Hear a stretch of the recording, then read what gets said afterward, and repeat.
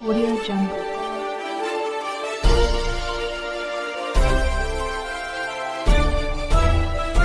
Audio Jungle.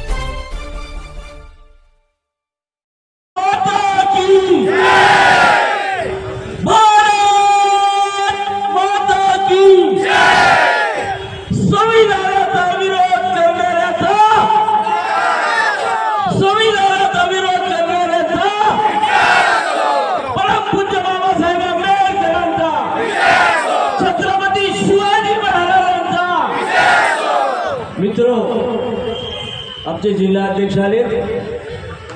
माझ्यासाठी मगाशी वकिले साहेबांनी म्हणल्याप्रमाणे ज्या छत्रपती शिवाजी महाराजांच्या पायथ्याला येऊनच ज्यांच्या विजयासाठी नतमस्तक तुमच्या सगळ्याला झालो, त्यांचा निषेध करायला मला आज उभं राहावं लागतं. याच्या एवढे माझ्या आयुष्यातली दुर्दैवाची गोष्ट नक्कीच असू शकते.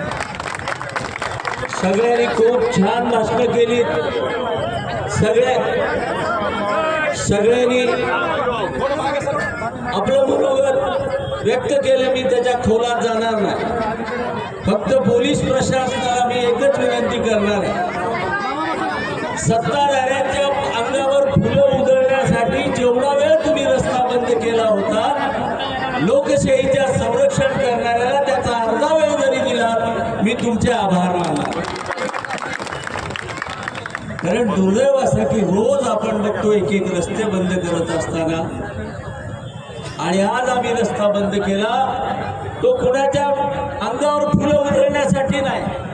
आम्ही आज रस्ता बंद केला ते उदगीरची संस्कृती विध्वस्त करणाऱ्याच्या विरोधात केला.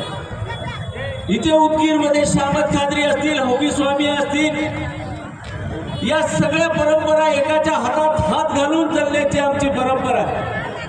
कधी इथला दलित एकमेकाच्या विरोधात बोलला नाही, मुस्लिम बोलला नाही, हिंदू बोलला नाही, लिंगायत बोलला नाही, गळ्यात हात घालून चालू. अनेक विरोधी पक्ष होते. धर्मपाल चौधरीजी होते, शामरावजी होते, गायकवाड साहेब होते. हे सगळे विरोधी पक्षाचे दलित नेते सुद्धा त्यांची आठवण केल्याबरोबर त्यांच्या पाया पडावर नतमस्तक व्हावं असं आजही आम्हाला वाटतं. ही आमची उदगीरची संस्कृती आहे. व्यासपीठावर एकमेकाच्या विरोधामध्ये आम्ही बोललो, विरोधकही बोलतात, पण आम्ही ही खालच्या थरात कधीही कायद्याची केसेस दाखल करण्याचं पाप कधी केलं नाही. 1990च्या निवडणुकीत 400 मतांनी मी हरलो. माझ्या विजयासाठी आणलेला हार मी आदरणीय नारायण पाटलाच्या गळ्यात घातलो आणि सगळ्यात पहिला पाया मी पडलो. ही आमची उदगीरची संस्कृती आहे. त्यांनी मला अपयश दाखवलं, पण तो त्यांनी दाखवलेलं अपयश नव्हतं, ते विचाराचं होतं. आणि ही विचाराची लढाई लढण्यासाठी आलो. तुमचं नाव आणि तुमचा का धिक्कार करतो की तुमच्या पक्षाचा अध्यक्ष हे केस दाखल करणारा तुमच्या जवळ बसणारा माणूस आहे, तुमचा लाभार्थी आहे, त्याला तुम्ही हे सांगायला पाहिजे. माझ्याही मुलासारखं आहे, पण तुम्ही सांगायला पाहिजे होतं की हे असं होत नाही. प्रश्न देशमुख साहेबांच्या विरोधात बोलला एवढ्या पुरतं मर्यादित नाही. उद्या शरद पवार साहेब बोलतील, उद्धव ठाकरेंच्या विरोधात बोलतील, आताचे उपमुख्यमंत्री किंवा शिंदे साहेब यांच्या विरोधात सुद्धा अश्लील भाषा वापरण्याची आमची उदगीरची ही नाही आहे, संस्कृती नाही.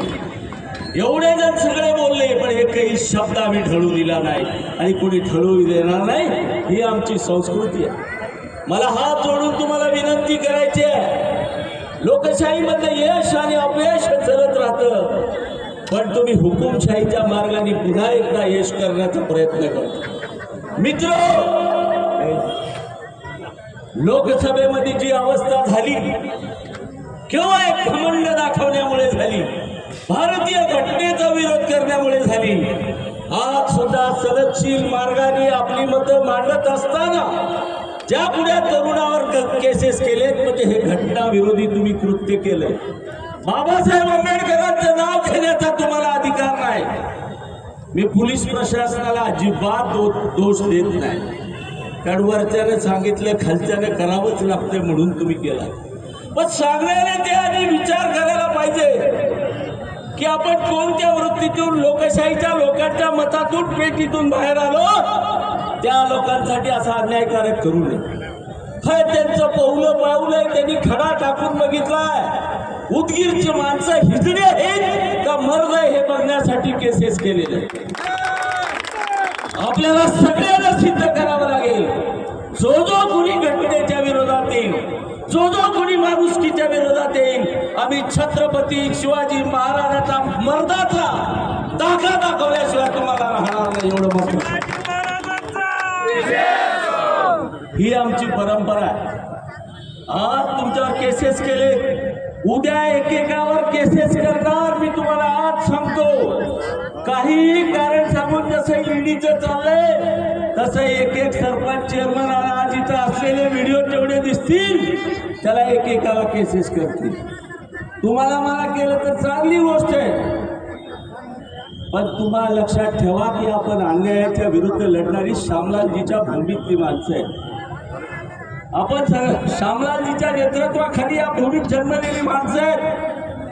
ही परंपरा आपली कायम ठेवा. अपशब्द कुणाला बोलू नका, लोकशाहीचा मार्ग सोडू नका. आज तुम्हाला हे केले, उद्या केसेस करतील, परवा आपल्याला आपण चिडून काहीतरी करावं म्हणले. मित्रा, मी तुम्हाला एक सांगतो, तुम्ही या लोकप्रतिनिधी म्हणून सांगतो, वैयक्तिक म्हणून नाही. ही केस केवळ उद्धव ठाकरेजींचा बिल्दारपणा दाखवून माझ्या कार्यकर्त्यांनी केलेली चूक आहे, जाऊ द्या म्हटलं असतं तरी आज ह्या जनसमुदाय आला नसता. एवढे मी तुम्हाला सांगतो. चुकू नका. सत्ता हे गाजराची पुंगी वाजलं तर वाटतील तेव्हा निघून जाते, हे चांगल्याला कळत. म्हणून मी आपल्याला विनंती करणार आहे की आज आपल्याकडं पुन्हा एकदा दडपशाही, हुकुमशाही, जातीमध्ये भडकवणार, तुम्हाला एकमेकाच्या विरोधात उठायला लावणार, या सगळ्या गोष्टीपासून सावध राहून उदगीरमधला सामाजिक समतोल आपण राखून ठेवला पाहिजे. एवढंच मी या प्रसंगी सांगतो. शेवटी मात्र पोलीस प्रशासनाने त्यांची निवृत्ती करत असताना जो संयम दाखवला, लोकशाहीचा अधिकार आम्हाला दिला, त्याच्याबद्दल मी तुमचे सुद्धा जाहीर आभार मानतो. हे भिवून नाही. तुम्ही काठ्या मारावं म्हणून इथून उठून तिथे जाऊन बसलो. लई दिवस झाला अंग मोकळं केलंय. नामांतराच्या आंदोलनामध्ये काट्या खाल्ल्या होत्या, मराठवाडा विकास आंदोलनात काट्या खाल्ल्या होत्या. आता म्हातारपणी एकदा तुमचा प्रसाद मिळतो आणि कंबर, तेव्हा जीभ मजबूत झाली ना, आता कंबर मजबूत होईल काय की वाटलं तर तुम्ही आमच्यावर सोडून दिला. हे त्यांचे हा विनोदाचा भाग बाजूला सोडला तर चांगल्या पद्धतीने कृत्य केला. आपण ही संयम ठेवूया.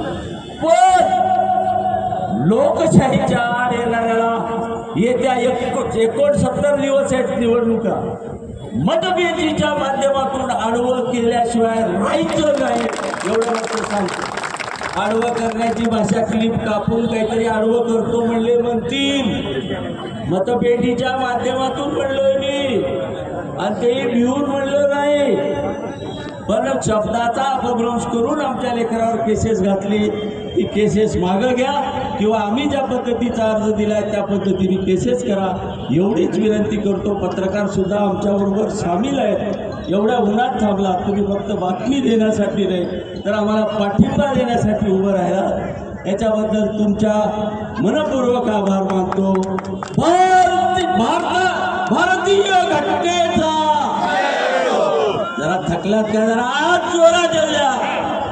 भारतीय संविधानाचा नहीं चलेगी, नहीं चलेगी, नहीं चलेगी. मित्रांनो, आपल्याला आंदोलनात जोश दाखवायचा आहे. आता आपण शांततेने आपल्या घरी जायचं आहे, एवढीच मी आपल्याला विनंती करतो. आणि शेवटचं सांगतो, हे आंदोलन इथं थांबलं नाही. मी आदरणीय जयंत पाटील साहेबांना बोललो, मी आदरणीय विरोधी पक्ष